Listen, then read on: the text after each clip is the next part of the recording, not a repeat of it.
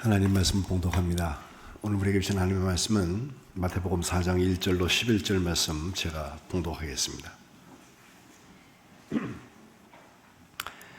그때 예수께서 성령에게 이끌리어 마귀에게 시험을 받으러 광야로 가사 40일을 밤낮으로 금식하신 후에 줄이신지라. 시험하는 자가 예수께 나와서 이르되 내가 만일 하나님의 아들이거든 명하여 이 돌들로 떡덩이가 되게 하라.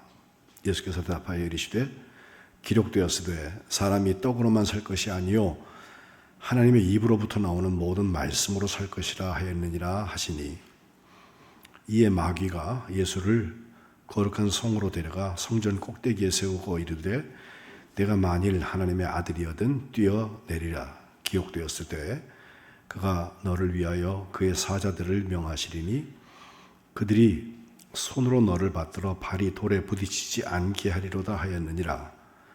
예수께서 이르시되 또 기록되었으되 주 너의 하나님을 시험하지 말라 하였느니라 하시니, 마귀가 또 그를 데리고 지극히 높은 산으로 가서 천하 만국과 그 영광을 보여 이르되 만일 내게 엎드려 경배하면 이 모든 것을 내게 주리라.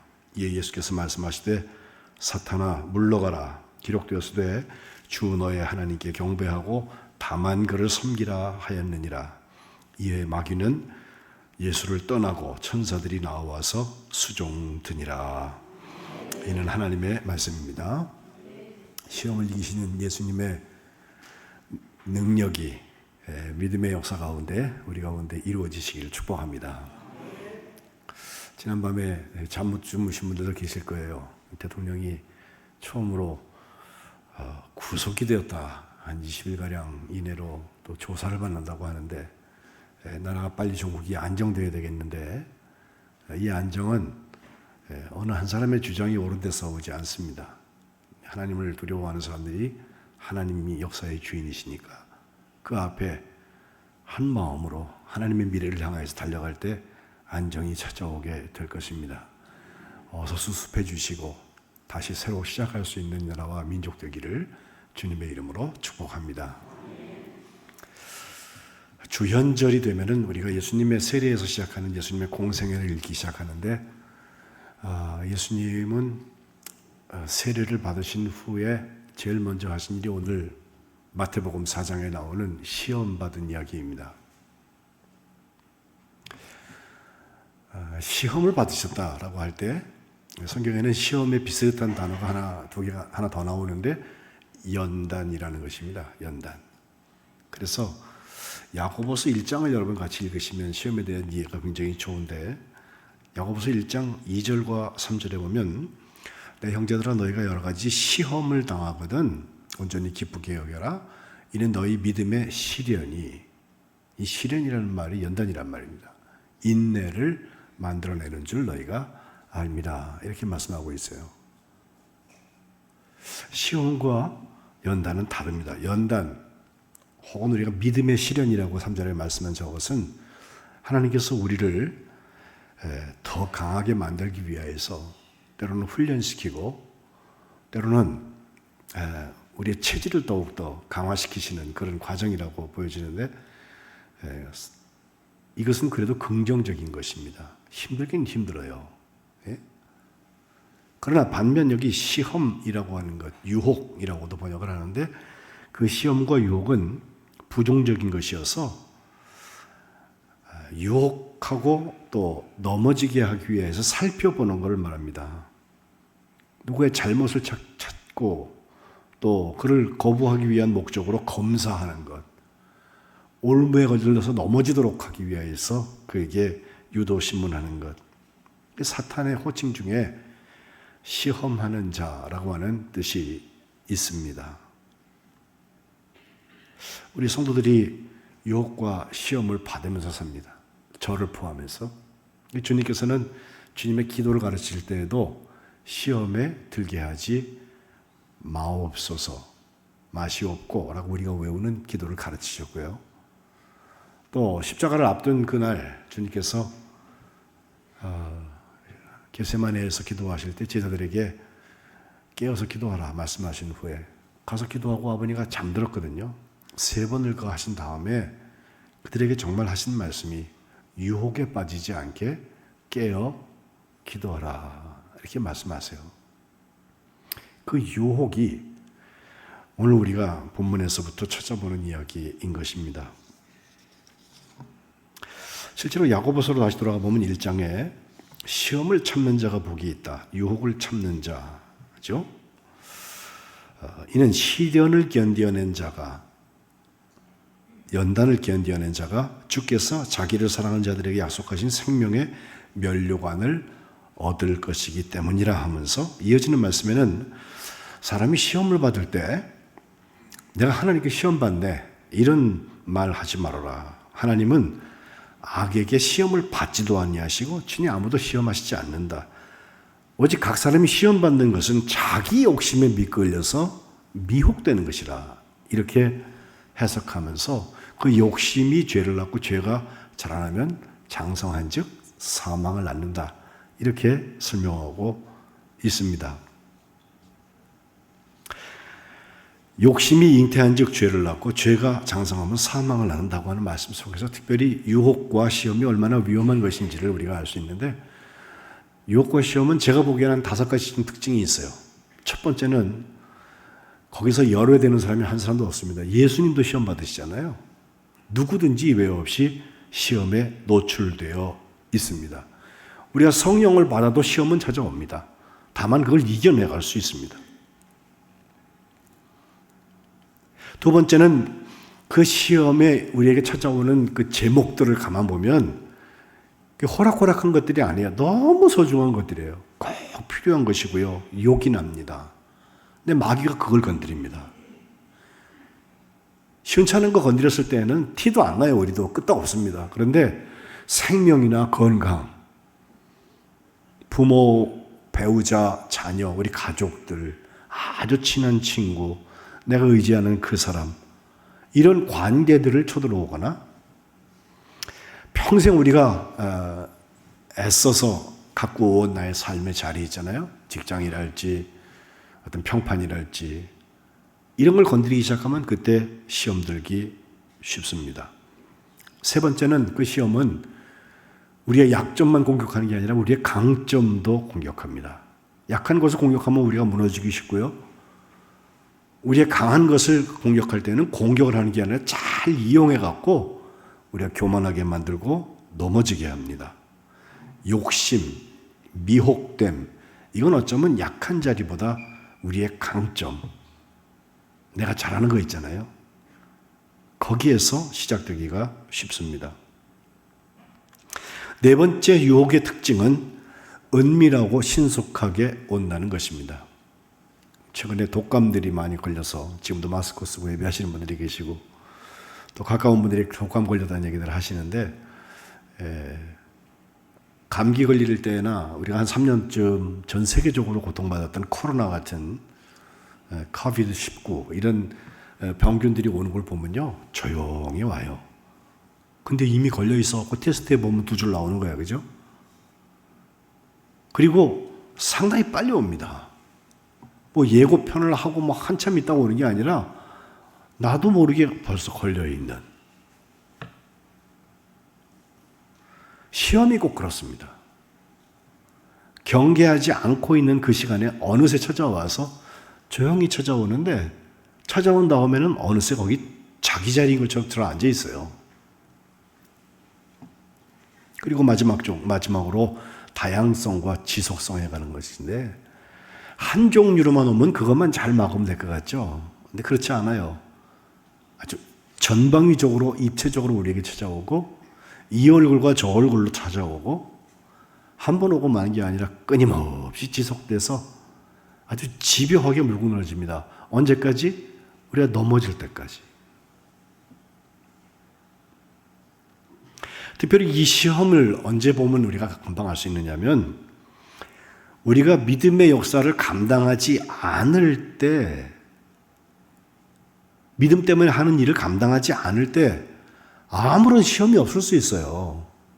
근데 그게 좋은 게 아니에요. 사탄은 하나님의 일을 방해해야 되기 때문에 우리가 주의 일을 감당하고 있다고 그러면요, 반드시 찾아와서 방해합니다. 이건 아예 우리가 절적으로 알고 시작하면 좋아요. 아무 일도 일어나지 않는 게 그게 평안이 아닙니다. 사탄마저도 관심 없는 현장에 든다는 것은 오히려 이미 시험에 쩔어버린 걸지도 몰라요. 우리끼리는 편해요. 그래서 시험도 없어요. 근데 좋은 게 좋은 거예요. 하나님이시 보시기에는 가장 버림받고 나약한 자리일 수도 있습니다. 오늘 본문에 돌아오 보면 예수님께서 시험 받으신 장면이잖아요. 너무 잘 아는 세 가지 시험이죠. 헨리 나우엔이라는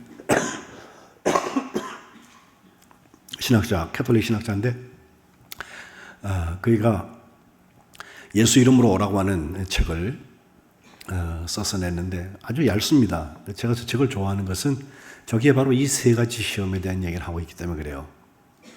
제일 첫 번째, 예수님께서 광야에서 40일간 금식을 하신 다음이라서 배가 고프셨을 텐데 사탄이 나타나자마자 하는 말은 그거죠. 야, 여기 돌 있잖아. 돌멩이 빨리 떡으로 바꿔. 그리고 먹으라는 걸 거예요. 예수님이 지금 가장 필요한 게 뭘까? 금식하였으니까 줄이 있었잖아요. 음식이 필요했을 거예요. 그런데 3절로 가보면 내가 만일 하나님의 아들이여든 에서 시작합니다. 우리가 만민이 평안한 교회를 세우고 싶고 또 여기에 하나님의 평강이 있었으면 하는 게 우리 기도예요. 우리 교회 이름에 담겨 있잖아요. 근데 그 만난의 식구들에게 네가 정말 평안한 사람이라면, 내가 정말 하나님의 아들, 딸이라면 이렇게 얘기하면서 하는 말은 바로 현실적인 문제입니다. 꼭 필요한 것들입니다. 돌이 변하여서 떡덩이가 되게 하라라고 하는 말. 주님께서 거기다 대고서 만나에 관계되어 있는 이야기를 하시죠. 사람이 떡으로만 사는 게 아니야. 하나님의 입에서 나오는 모든 말씀으로 산다. 아이, 목사님, 세상을 너무 모르시네요. 이렇게 얘기하실 수도 있어요. 세상을 정말 많이 아는 사람들이 이 말을 하더라고요. 저는 우리에게 가장 필요한 것이 무엇인지 우리가 잘 아는 것 같지만 어찌 보면 우리보다 하나님께서 더 잘 알고 계세요. 우리는 이게 갖고 싶은 거지 필요한지 아닌지는 하나님이 아세요. 그래서 염려하지 말라는 것입니다.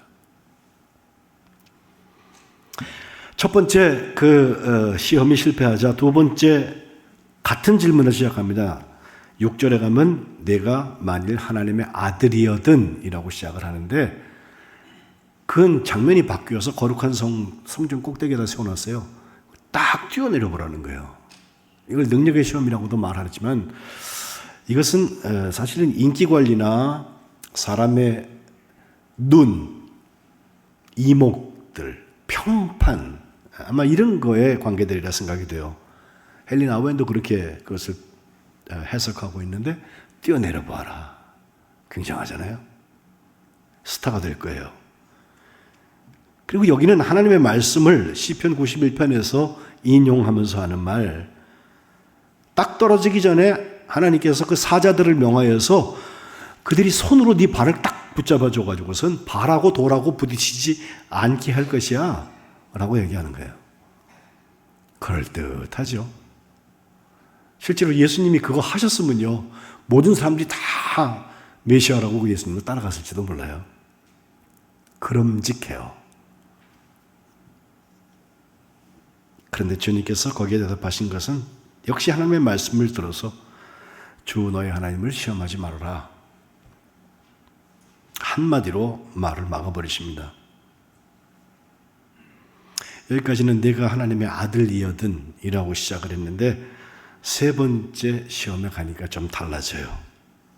이번에도 지극히 높은 산으로 가서 먼저 천하만국을 영광을 다 보여줍니다. 그리고 9절에 하는 말, 만일 똑같은 가정법인데 내게 엎드려서 경배하면, 이것은 믿음의 역사를 말합니다. 네가 하나님의 아들이냐의 문제가 아니라 네가 지금 이걸 하라는 거예요. 엎드려서 경배하라는 거예요. 그러면 네가 보고 있는 다 너한테 준다. 예수님은 신명기 6장 13절에 내 하나님 여호와를 경외하며 그를 섬기며 그의 이름으로 맹세하라는 말씀을 들어서 사탄아 물러가라 기록되었을 때 주 너의 하나님께 경배하고 다만 그를 섬겨라. 섬김 받으실 분은 한 분 하나님이시라. 작년 내내 우리가 그 예배에 대한 말씀을 여러분 나눴는데 바로 그거예요.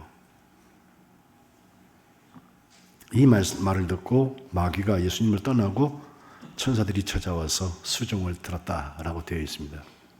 같은 말씀이 누가복음에도 이렇게 상세하게 기록이 되어 있는데 물론 두 번째, 세 번째 시험이 순서로 바뀌어져 있는 건 맞지만 그 마지막 부분에 보면요. 누가복음 4장 13절에는 마귀가 모든 시험을 다 한 후에 얼마 동안 떠났다고 그랬어요. 얼마 동안. 아마 니콜스 카잔차키스 같은 분이 그리스도의 최후의 유혹이라는 소설을 썼을 때는 아마 이 얼마 동안에서 시작한 것이 아닐까 싶어요. 그리고 언제 찾아오는 걸로 되어 있냐면 나중에 예수님이 십자가에 못 박히신 그 자리에 찾아와서 아이 됐어 이제 그만 내려가. 안 죽어도 돼. 마지막 시험했다는 거거든요.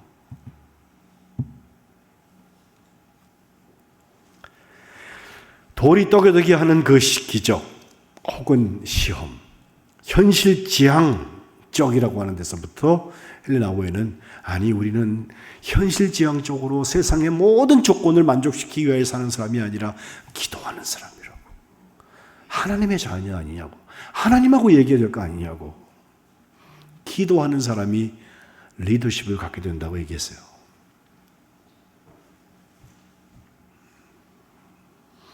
뛰어내려봐라 다치지 않을 것이다. 능력을 시험하는 그 자리에 인기 관리에서부터 진짜 목양하는 자리로 가라. 저만 목사라서 목양하는 게 아니라 그리스도인들이 다 목양자들이에요. 마치 베드로가 부활하신 주님께서 그에게 네가 나를 사랑하느냐. 아유 할 말이 없잖아요. 3번이나 부인하고 달기 울었어요. 내가 주를 사랑하는 줄 주께서 아십니다 라고 얘기하니까 주님께서 내 양을 먹여라 쳐라 10번 말씀하신 다음에 네가 젊어서는 네가 허리띠고 돌아다니지 네 맘대로 가잖아. 근데 때가 오면 남이 네 허리에다 띠를 묶어 끌고 다닐 때가 온다. 내 양을 먹이는 일이 무엇인지에 대해서 3번째와 연결하여서 하신 말씀이 바로 그것입니다. 믿음이 있으면 뭐예요? 믿음 가지고 일을 해야지. 권력의 유혹이 있다고 하는 건 무엇입니까? 내게 주신 능력 가지고 인도하려고 하지 아니하고 인도함을 받는 거예요. 예수님이 끌고 가는 대로 가는 거예요. 믿음의 역사입니다. 그래서 시험 받을 때 우리가 할 것 3가지가 있는데 먼저는 그것이 시험인지 아니면 연단인지를 구분하라는 거예요. 속지 마세요. 연단이면 주님이 나를 강하게 하시는구나 하면서 감내하면 돼요. 그러나 그것이 시험이라면 단호하게 거절해야 합니다. 베드로전서 5장 8절에 우리 잘 아는 비유가 있죠. 근신하라 깨어라. 너희 대적마귀가 우는 사자처럼 두루 다니면서 삼킬 자를 찾고 있다. 너희는 믿음을 굳건하게 하여서 그를 대적하라. 이는 너희 형제들이 동일한 고난을 당하는 줄 안다.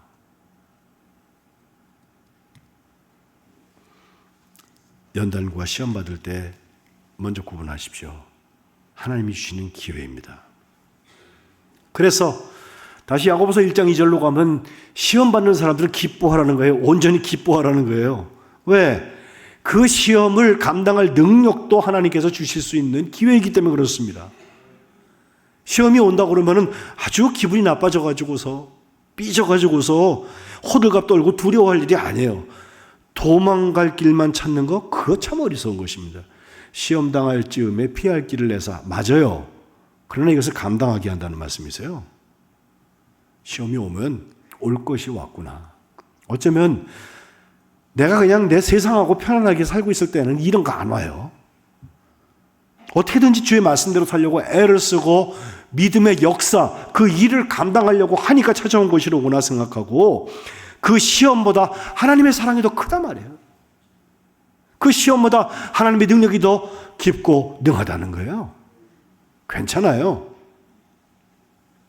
그래서 감당할 만한 시험을 주신다는 거예요.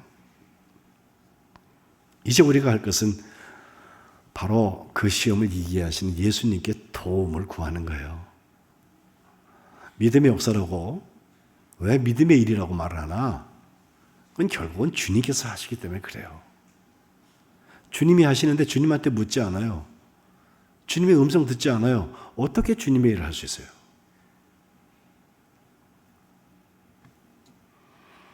새벽에 우리가 히브리서를 읽는데 히브리서는 분명히 그 얘기합니다. 영원한 대제사장에 대한 얘기를 하면서 그분이 영원하고 능력이 많은 분으로 끝난 게 아니야.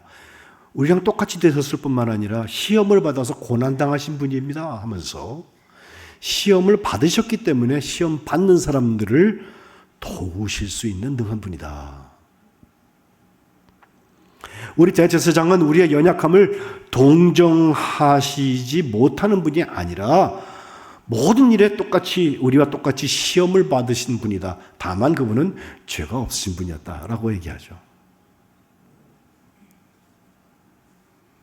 이제 경건한 자를 시험에서 건져주시는 주님의 역사를 바라보면서 우리가 시험을 이겨나가야 할 것입니다. 시험을 이기는 사람은요, 믿음의 역사의 자리에 서 있습니다. 믿음 때문에 주의 일을 감당하는 것입니다. 작년 말에 이제 벌써 한 20날 됐네요. 12월 29일 날 미국에서 한 분이 돌아가셨는데 그분이 100세를 넘게 사셨어요. 뉴스에도 나왔습니다. 그의 이름이 제임스 얼 카터라는 분인데 우리가 지미 카터라고 알고 있는 대통령입니다.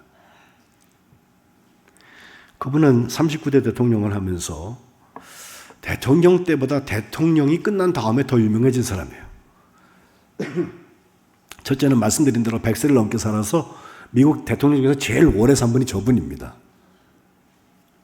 뿐만 아니라 22살 때 로잘린이라는 여인과 결혼을 했는데 결혼한 다음에 무려 결혼 생활을 77년을 하고 1년 전에 그녀가 먼저 하나님의 부르심을 받죠.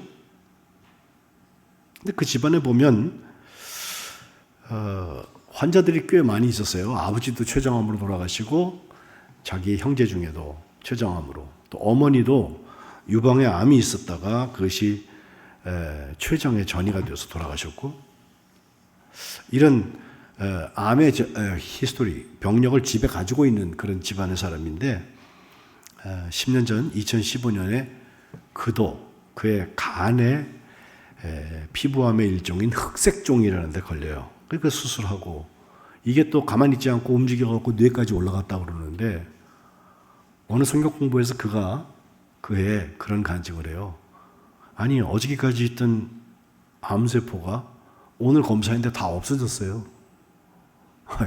대통령이나 지낸 분이 그런 이상한 소리를 할까 싶은데 그래갖고 사람들이 다 축복했다는 거 아니에요.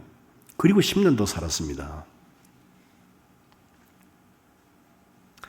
정말 저분은 어떤 활동을 했다, 뭐 국제적인 관계 속에서도 미국을 위해서 미국의 대통령이니까 어떤 일을 했다, 이것도 중요하지만 그가 은퇴한 다음에 하비태아트라고 이 집 지어주고 집 고쳐주는 운동 있잖아요. 그거 막 모자 쓰고 가가지고서 현장에서 망치 들고 일하는 일부터 시작해서 은퇴한 다음에는 북한에도 3번이나 다녀오고 그때 김일성 만났죠. 만나고 몇 달 안 돼갖고 김일성이 결국은 타계하고 마는데, 또 중동의 분쟁도 그렇고 분쟁 지역의 평화의 섭으로 가서 귀한 중재 역할들을 많이 한 것 때문에 2002년도에 가 노벨 평화상도 탔습니다.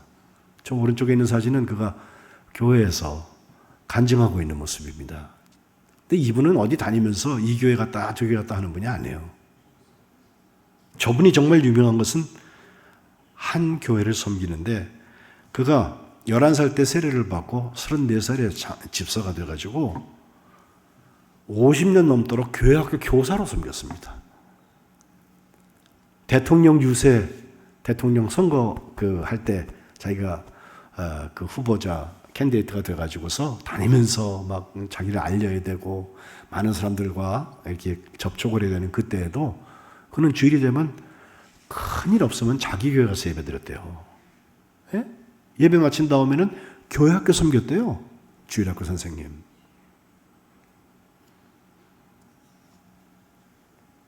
(50년) 동안 조지아주 플레인스에 있는 마라나타 침례교회에서 주일학교 교사의 역할을 했습니다. 어느 주일에는 아니 이거 후보가 큰 교회 가갖고 막 사람들이 인사를 하고 또 얼굴 도장 찍어야 되는 사람이 왜 자기 교회 가서 예배하나 싶어갖고 기자들이 한 70명이 그 교회를 찾아가서 주일날 그를 취재를 하러 갔는데 취재했는데 하는 대답하는 얘기가 그거예요.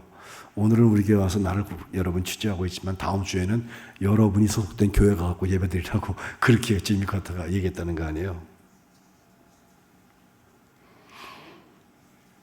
그가 재선에 실패했습니다. 한 번밖에 대통령 못했습니다. 그런데 그 주에 그는 아무 일도 없었다는 듯이 자기가 섬기던 동네 교회에 가서 다시 주일학교 교사를 시작합니다.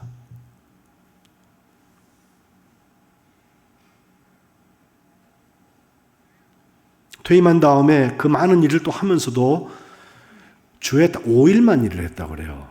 그래서 왜 5일만 하십니까? 했더니 하는 말이 제가요 교회 학교 교사예요. 하나님의 아이들을 가르쳐야 되기 때문에 나는 지금 돌아가야 됩니다. 아이들의 영혼을 살리고 진심으로 그들을 사랑하는 마음으로 책임감 갖고 봉사했던 그 교사. 주일만큼은 다른 거 하지 않았습니다. 그게 믿음의 역사를 감당하는 사람이 시험을 이기는 길이에요. 나는 시험에 잘 걸린다 하는 분 계시면 그 자리에다가 믿음의 역사, 믿음의 이들을 집어넣어 보세요. 시험이 찾아올 기회가 없습니다. 1월 9일 날 미국에서 장례식이 있었는데 워싱턴의 큰 성당에서 지금 오늘까지 대통령이네요. 내일은 이제 도널드 트럼프가 미국의 대통령이 된다고 하니까 오늘까지 대통령인 바이든이 나와서 한 10분쯤 조사를 하는데 거기 보니까 히브리서 11장 우리가 지금 금요일마다 기도하고 있는 또 지금 새벽 기도로 오면 내일 읽을 말씀입니다. 믿음은 바라는 것들의 실상이고 보이지 않는 것들의 증거입니다 하면서 바로 카터는 이거 말하기는 쉬워도 실제로 살기 힘든데 카터는 그렇게 살았습니다 라고 축복하는 것을 보았습니다. 하나님을 사랑하고 이웃을 사랑하라는 말씀, 계명인데 그 계명을 그는 실천했습니다 라고 이야기하고 있습니다. 저는 여러분을 2025년에 초대합니다. 오늘 오후 예배에 우리가 교회학교 교사를 좀 임명하려고 그랬더니 여러분이 자청을 안 하세요. 그래서 제가 오늘은 그냥 3분, 4분 정도만 임명을 하고 1년 내내 임명하려고 그래요. 교회학교 교사에 관한 한. 아직 아이들이 많지 않으니까 문제는 없어요. 그러나 그릇이 있어야 채워집니다. 교육관에서 옛날처럼 애들 소리 좀 많이 들렸으면 좋겠다. 우리 그런 얘기는 다 할 수 있어요. 그걸 위해서 우리가 어떤 믿음의 일을 하고 있습니까? 믿음의 일을 아무것도 안 하면요, 시험 안 와요. 그러나 하려고 하면 시험이 옵니다. 그게 내게 주신 말씀이에요. 바라기는 우리 만한교회는 믿음의 역사를 시험이 찾아올 때 이겨나가는 하나님의 일꾼들이 다 되시기를 주님의 이름으로 축복합니다. 기도하겠습니다. 하나님, 고맙습니다. 저희들이 살면서 편안한 삶을 추구하는 것이 아니라 우리를 구원하신 예수님 때문에 주님의 십자가 지고 주님과 함께 그 일터에 서 있기를 소원합니다. 시험이 찾아올 때 주님을 섬기는 그 아름다운 마음으로 이겨나갈 수 있도록 은혜 베풀어 주옵소서.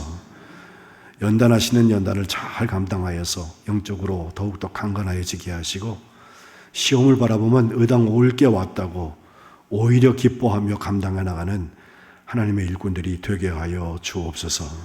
주님이 도우셔서 저희들에게 찾아온 모든 시험들 한 길로 왔다가 7길로 도망가게 하시고 주님이 주인 되시고 영광 받을 수 있는 역사가 저희들의 삶의 일기에 기록되게 도와 주옵소서. 예수님의 이름으로 기도합니다. 아멘.